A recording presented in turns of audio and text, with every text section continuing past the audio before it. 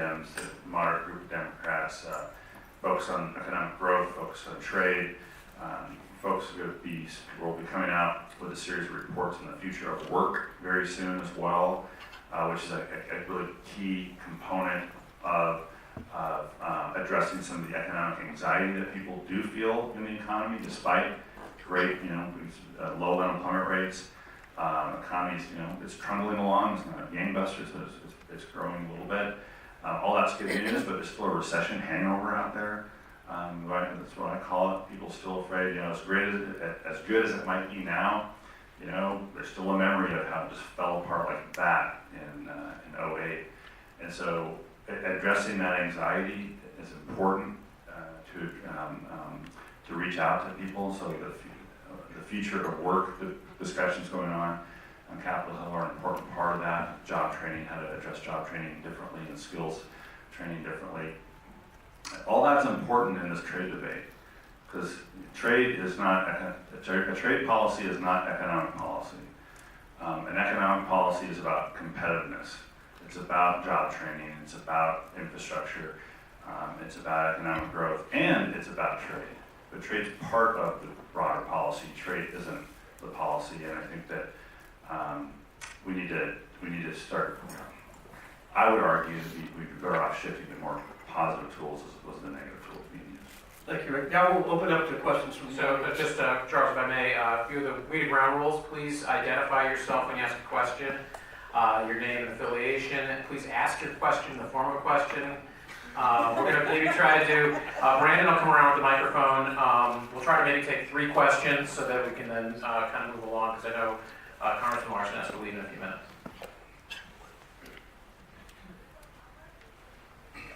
Of course, way in the back.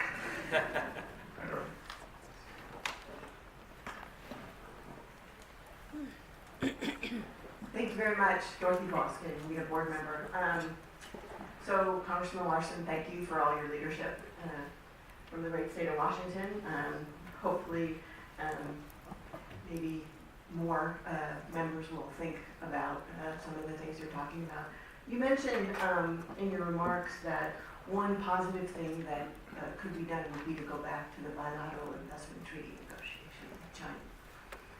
So one of the questions I have is, how does that work when both the Chinese and now some in the Trump administration are using national security as a reason to take any kind of action? One of the concerns that a number of people had, when the Obama administration was working on the BIT, was that if you took an action, China took an action, they could say it's national security, therefore, the rules don't apply, all bets are off. And national security has always been treated that way in the context of the WTO for very good reasons.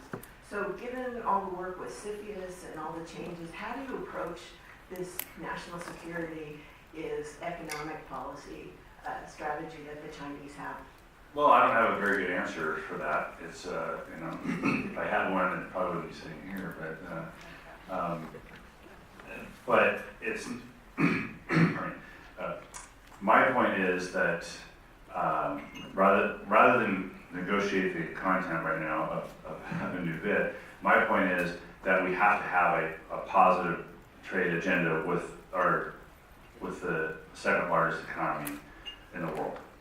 And I don't think, I don't mean this as a criticism, I just assess that the administration doesn't want to do the long, patient, ugly work of negotiating with the Chinese on trade. And it is long, and it's got to be patient, and it can be ugly at times. But rather, they want, I assess the administration wants to, quick hitters, quick results. And I think that sort of getting away from your question, but I think that my experience is the Chinese leadership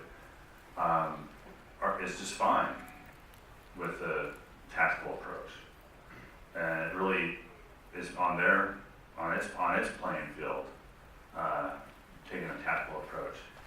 so that they can give up a little bit and please the policymakers in this administration, but not really give up a lot. And then we've lost the longer term opportunity to move to where we would like to be. And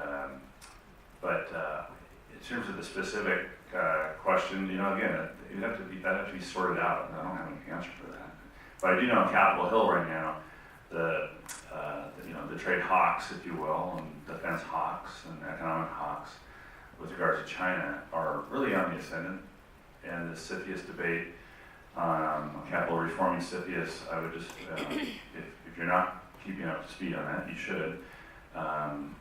It's the way I see it would be handing investment policy over to the Pentagon, to inbound and outbound investment policy over to the Pentagon, which if you don't think that's a bad thing, I'd like to have a chance to talk to you about that. Next question.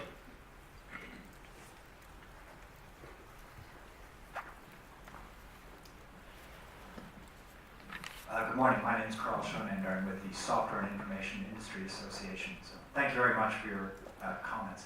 Wondering, apropos future of work, sort of building, the trade is not the whole of economic policy, et cetera, et cetera.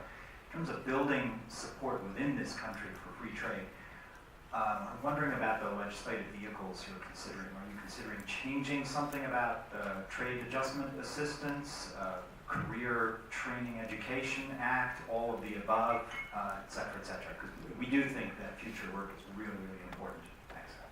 Thanks.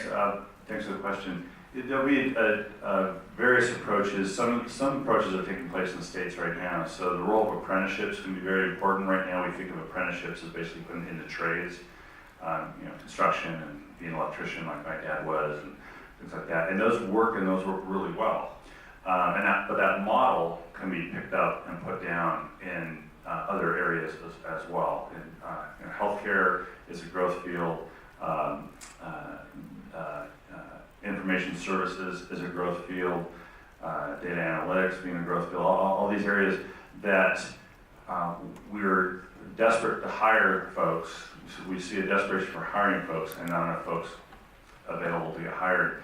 And so if there's a way to fill that pipeline faster and have employers, it's a tough ask, but have employers take more of a risk to fill that pipeline.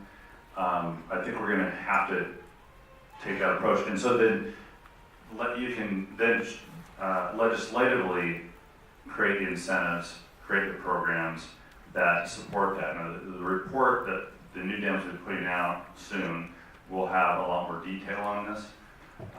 But it is not just apprenticeships. We're on a bill for online training, an online training module that the Retail Federation has developed. The approach can vary by industry, but we will be looking at career and technical education in high school and how that ties to community college. We'll be looking at Perkins' bill.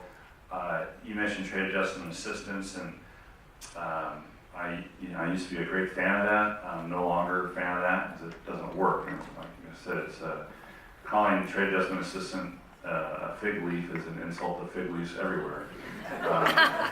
And we really need to refashion TAA so that it actually works for folks, and it turns into something more proactive as opposed to merely a reaction to job loss.